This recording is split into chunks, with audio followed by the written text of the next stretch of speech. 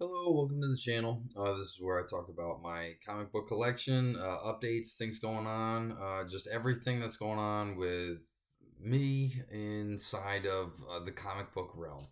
If you are a subscriber, thank you so much for coming back. If this is your first time here seeing the channel, I'm glad you're here. I hope you like it. So let's get into it. Normally, now most of my videos are just updates to my collection, just new things that I buy every week. I've hit 100, so now we're gonna start getting a little bit more specific. Not necessarily buying so much. We're gonna be looking at stuff that we do have, and then just sort of one-offs, maybe one at a time, things that we are really specifically looking for. So this last week, very excited. I got two books. One is a new book, and one is one that I've kind of talked about a little bit, but I haven't been able to show it on the channel yet because it's been gone. It's actually been getting graded at CGC for the last 3 months or so. I want to talk about those a little bit, what we're gonna do with them, and sort of what's coming up. Now, first, I got very excited about Amazing Spider-Man number 129. Okay, if you don't know, that's this one right here. That is the first appearance of the Punisher. Now, obviously, it's not an original 129. It was just in the shop. It was something I saw. The Punisher, I'm definitely getting more and more into the Punisher more than anything else. So I thought that was a great thing to be able to add to the collection. Probably gonna read it. That's still to come. But that's going into the collection.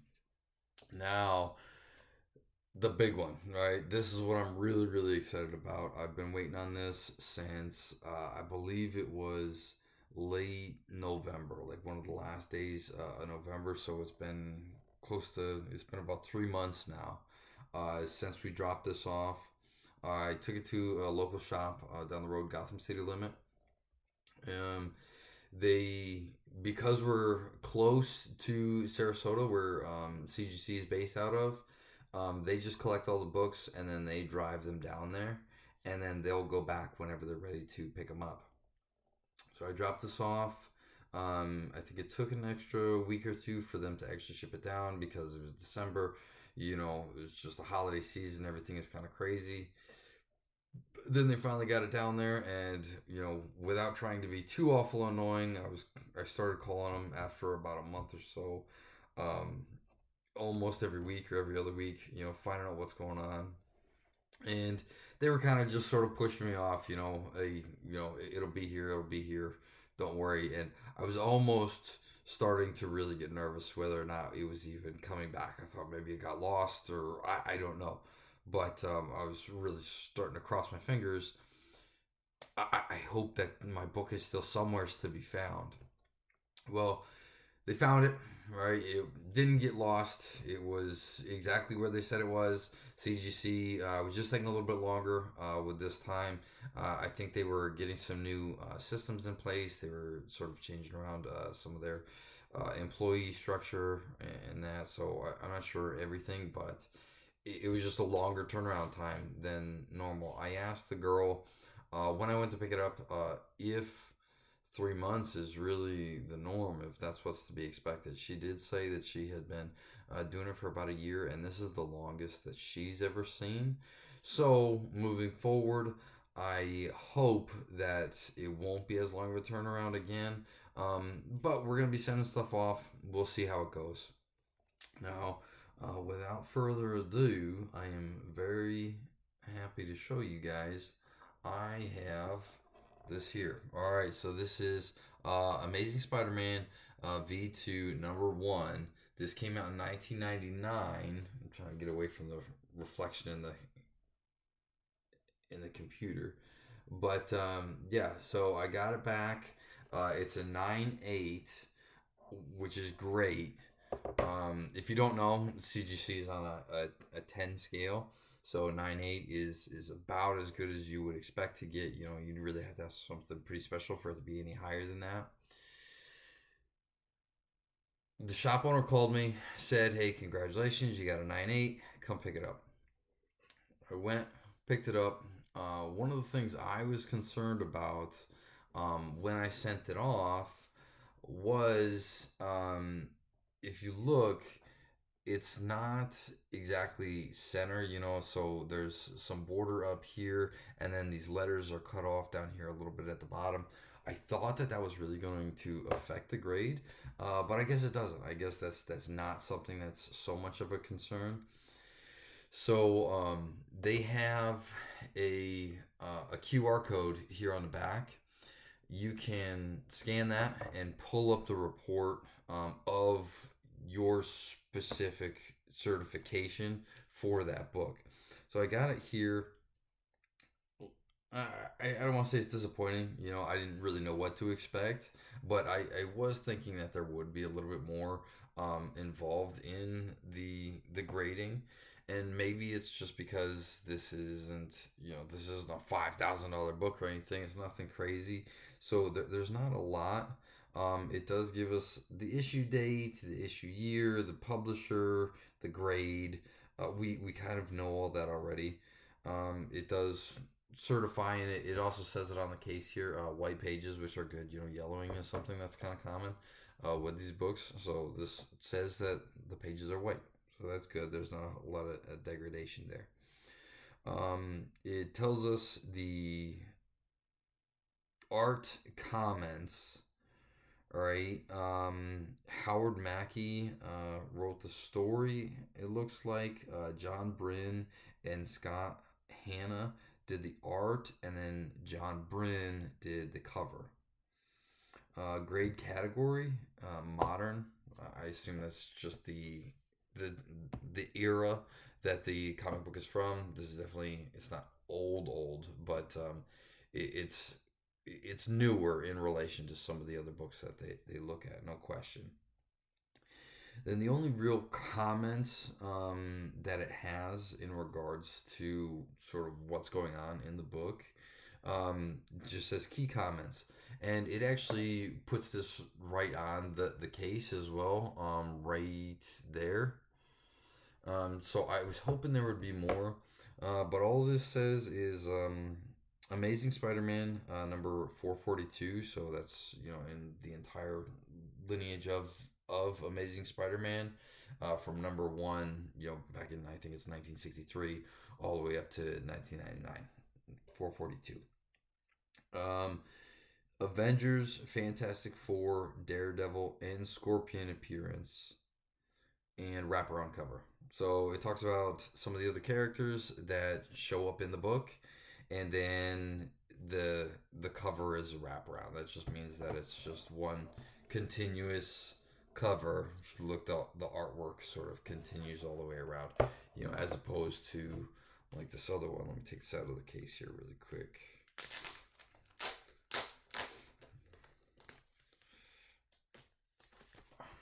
So this is not a wraparound cover, right? There's the front, there's the back. The art does not continue all the way around. Pretty self-explanatory. Now, I've looked it up. I've looked in a couple of different areas as to the value of this book, uh, of the Amazing Spider-Man V2 1. With a 9.8, its value is, I believe, around $70 or $80. There's a lot of different ways that you can look that up, but one of the best ways I was told was to go to eBay and just see what people have paid, not what people are asking, what people have paid. And that's really going to give you the best determination of what it's actually worth, because that's what, anything is only worth what someone is willing to pay for it. So if you go to a website and it says it's worth, $1 million, that doesn't mean anything if nobody's going to pay $1 million for it. $70 seems to be the norm. Now, in looking at my CGC report for this as well, one of the things that's a little bit discouraging, I was very thrilled for it to be a 9.8. However, there are 409 Amazing Spider-Man V2 number ones with a 9.8 grading. There's only one with a higher grade. So if I had had a higher grade, it would be exponentially more valuable. What the value is, I'm not sure, um, but it does seem like the market's maybe a little bit saturated with this book, with this comic book specifically, just because there's 409. I don't know, but that does seem to be like quite a few. So what I'm gonna do, we got two different options here. I have an eBay account.